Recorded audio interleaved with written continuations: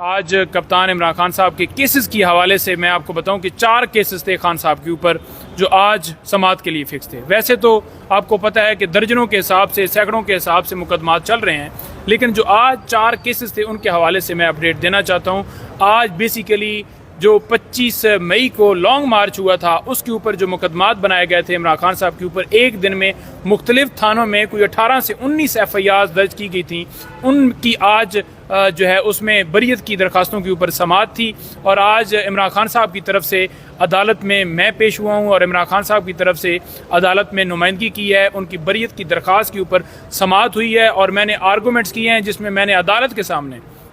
2 टोक अल्फाज में ये बात की है कि एक तो दफ़ा 144 जब लगाई जाती है तो उसका एक कानूनी प्रोसेस है कि पब्लिकेशन की जाती है, लेकिन ना तो वो कानूनी प्रोसेस किया गया है और ना ही दफ़ा 144 के जो खिलाफ वर्जी के ऊपर जिसने इस जो है FIR देनी थी वो इसके अंदर बंदा मौजूद है, बल्कि एक थाने का SHO जो है वो मुकदमात दर्ज कर रहा है। और उसके साथ साथ उनको बताया कि 109 का रोल है, कोई एविडेंस नहीं है, कोई इनका रोल एट्रीब्यूट नहीं हो रहा किसी तरह से, ना कोई ऑडियो है ना कोई वीडियो है, कोई शवाहिद नहीं मिल रहा है। और इससे पहले मुख्तलिफ जो हमारे रहनुमा हैं इसी बुनियाद के ऊपर बरी हुए हैं और खान साहब भी मुख्तलिफ केसेस के अंदर खान साहब भी बेगुनाह इस बुनियाद के ऊपर हुए हैं कि कोई शवाहिद नहीं मिले। तो अदालत ने आज इमरान खान साहब को 2 मुकदमात में बरी कर दिया है। ये एक अच्छी न्यूज़ है, ये एक कौम के लिए एक अच्छा, एक हमारी तरफ से एक न्यूज़ आई है अदालत की तरफ से। और इस न्यूज़ से जो सबसे अहम चीज़ ये है कि लोगों के अंदर या एक जो प्रिजम्पशंस थी कि इमरान खान बड़े कसूरवार हैं, वो आइन की खिलाफ वर्जी करते हैं, वो तोड़ फोड़ को जो है वो पीछे से उनको इंस्टिगेट करते हैं, उनको वरगलाते हैं, आज वो सारी चीज़ें सामने आ गई हैं कि इमरान खान का कोई कसूर नहीं पाया गया। इमरान खान को अदालत ने बाइज़्ज़त बरी कर दिया है 2 मुकदमात में। 2 मुकदमात इमरान खान साहब के मज़ीद उनके ऊपर फ़ैसला महफूज हो गया है और इंशाअल्लाह ताला उम्मीद है कि वो 2 मुकदमात भी इमरान खान साहब उनमें भी बरी हो जाएंगे। इसके साथ साथ आपको ये बताता जाऊँ कि यहाँ पर जो साइफ़र केस की समाअत हो रही है या इसके अलावा तोशा खाना केस, 2 ये केसेस हैं। एक केस है इद्दत के दौरान निकाह वाला केस। इन 3 केसेस में इमरान खान साहब इस वक्त जो है उनको सज़ा हुई है। ये 3 केसेस के अंदर अगर सज़ा सस्पेंड होती है,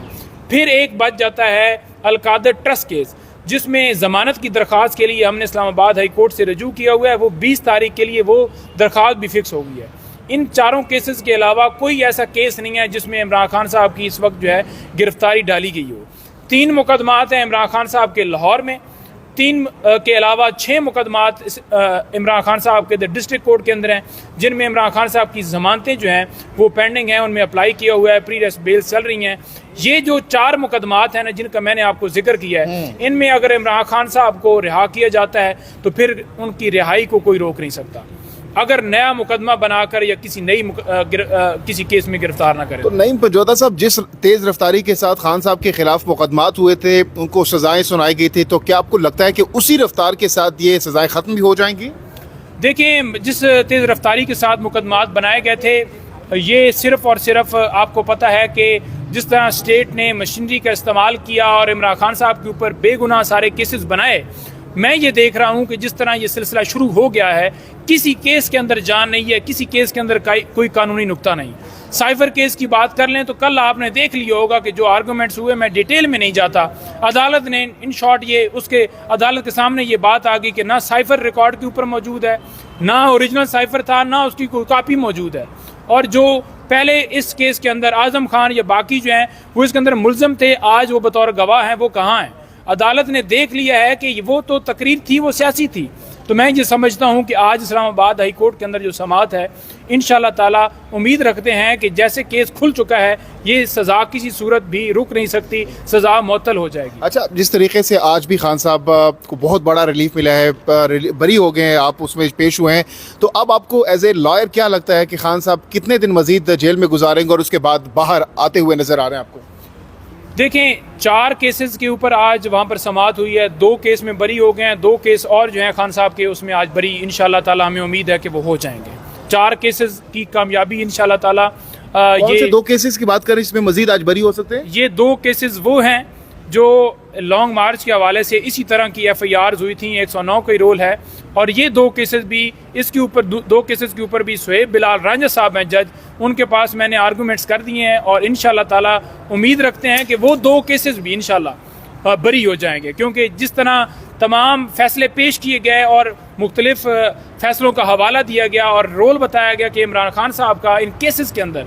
कोई रोल नहीं है, कोई 109 का रोल एट्रीब्यूट ही नहीं होता, कोई एविडेंस ही नहीं है, तो उनको देखते हुए हमें पूरी उम्मीद है कि वो दो केसेस भी आज बरी हो जाएंगे। ये जो सिलसिला शुरू हुआ है इंशाल्लाह ताला इमरान खान तमाम केसेस में तो बाइज्जत बरी हो। जिस तेज रफ्तारी के साथ ये बरियत हो रही है, सजाएं खत्म हो रही हैं, तो इससे लग तो रहा है बज़ाहिर कि खान साहब ईद से पहले बाहर आ जाएंगे और ईद अपने बच्चों के साथ गुजारेंगे। देखिए, अगर केस देखे जाए ना तो इमरान खान साहब इस वक्त जो जेल के अंदर पड़े हुए हैं वो एक केस में भी नहीं रखे जा सकते, और अगर मेरिट के ऊपर कोई केस भी 10 मिनट सुन लिया जाए तो इमरान खान साहब को फ़ौरन रिहा किया जाना चाहिए। अब दूसरी बात ये रहेगी कि क्या ईद से पहले आते हैं या ईद के बाद आते हैं, वो एक अहम मामला है, उसके ऊपर कल भी मुख्तलिफ लोगों ने बयानात दिए। और अगर केसेस देखे जाएँ और केसेस की सुनवाई जिस तरह से हो रही है या अलकादर ट्रस्ट केस जैसे लग गया है, मैं ये समझता हूँ कि अगर मेरिट के ऊपर इन केसेस के अंदर इन चंद दिनों में 2-4 दिनों में फैसला दे दिया जाए तो ये तमाम केसेस ख़त्म होते हैं, फिर नया कोई और मुकदमा नहीं है जिसमें इमरान खान साहब की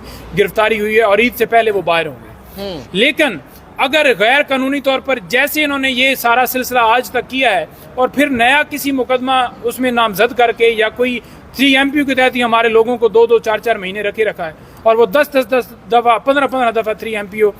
उनके खिलाफ जारी किए गए हैं, और अगर वो ही ला कानूनी रखते हैं तो फिर वो रख सकते हैं। अदरवाइज केसेस अगर ये सुने जाएं जैसे मैंने आपको गुजारिश की है तो फिर इमरान खान साहब को अंदर नहीं रखा जा सकता। तो आपको लग रहा है कि साइफर में जो समाअत हो रही है जिस तरह आप करेंगे 10-10 मिनट,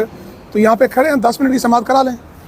देखें, अगर केस देखा जाए तो अदालत के सामने सारे फैक्ट्स हैं, और अगर वो फैक्ट्स देखें तो उसके मुताबिक वो केस चलने के काबिल ही नहीं है, 1 मिनट भी केस नहीं चल सकता। लेकिन क्योंकि अदालत का एक प्रोसीजर है, वो देखती है कि बताएं दोनों तरफ से क्या केस है, और अगर दूसरी तरफ ये भी देखें नवाज शरीफ आए थे और उनको किस तरह से बरी किया था वो सारी कौम ने देखा, किस तरह फ़ौरन ही समातें आए रोज़ फिक्स करके उनको जिस तरह से क्लीन चिट दी गई थी वो कौम की तौहीन की गई थी। कौम का लीडर इमरान खान जो हमेशा अंदर बैठे हुए फ़लस्तीन की बात करता है, हमेशा इन्होंने प्रोपेगेंडे किए हैं, आज भी कप्तान इमरान खान इस कौम के साथ डट के खड़ा है। मेरी खान साहब से लास्ट मुलाकात हुई है, कप्तान ने 2 टोक अल्फाज में ये कहा है कि जो धांधली की गई है, ये जो धांधली हुई है, इस धांधली के ऊपर किसी सूरत हमने बैठना नहीं है, और 5 साल के बाद लोगों की उम्मीद के ऊपर पानी फेरा गया है। इमरान खान ने कहा है कि पुरअमन एहतजाज हमारा हक है और हमने करना है और मैंडेट वापस लेना है। मुहब्बत वतन पाकिस्तानी है, फ़लस्तीन के साथ खड़ा है, मुसलमानों के साथ खड़ा है, इस कौम के साथ खड़ा है, अपने इदारों के साथ खड़ा है। बहुत बहुत शुक्रिया, बहुत बहुत